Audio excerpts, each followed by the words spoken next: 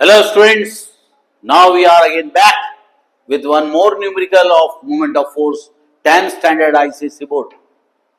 इधर देखो, ये क्वेश्चन देखकर हमें पता चलता है कि इसका साथ क्या होगा, रिजल्टेंट निकालने को बोला है उसने।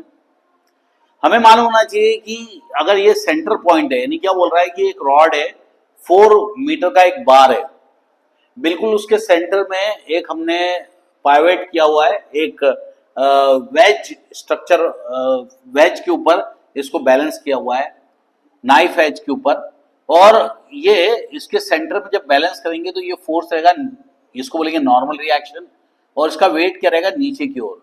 ये दोनों तो फोर्स जीरो हो गए, समझ गए, लेकिन ये फोर्स ऊपर की ओर लग रहा है और ये फोर्स नीचे की ओर लग रहा है। आपको ये देखकर ही पता चल रहा है कि ऐसे घूम जाएगा, ये ऐसा घूम जाएगा, यानी अगर आपका रॉड है तो ये ऐसा घूम जाएगा, समझिए कैसे घूमेगा, क्लॉकवाइज। ये तो अपन को देखने से ही पता चल गया, लेकिन क्वेश्चन क्या पढ़ता हूं मैं।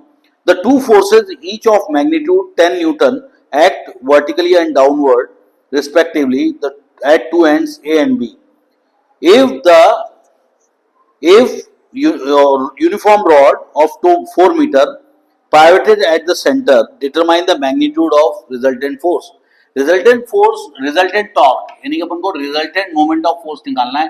रिजल्टेंट टॉर्क क्या हो जाएगा, tau about O about A, torque of A about O and torque of moment of force about B, ये दोनों करके निकालना है हमको। अगर इसका आंसर नेगेटिव आता है तो ये हो गया क्लॉकवाइज, इसका आंसर अगर पॉजिटिव आता है तो ये हो गया एंटी क्लॉकवाइज। हमारा ये जो दिख रहा है तो हमें साफ दिख रहा है कि ये दोनों फोर्स सेम है। अगर ये दोनों फोर्स डिफरेंट होते तब भी वो ऐसे ही करता हो। अगर ये फोर्स ऊपर की ओर रहता, ये फोर्स नीचे की ओर, तो ये एंटी क्लॉकवाइज घूमता।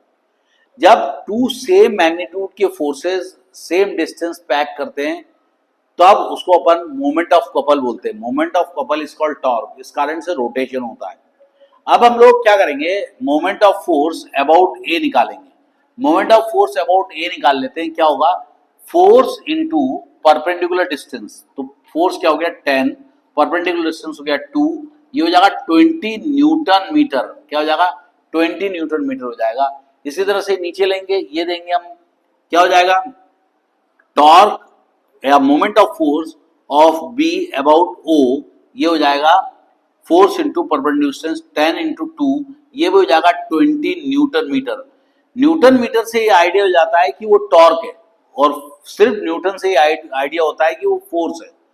तो टोटल टॉर्क मतलब रिजल्टेंट टॉर्क, टोटल टॉर्क क्या हो जाएगा 20 प्लस 20, समझिए, तो ये हो जाएगा 40 न्यूटन मीटर। अब प्रॉब्लम क्या है कि यहां पर हमको ये बताना है कि वो क्लॉकवाइज घूमेगा क्या एंटी क्लॉकवाइज।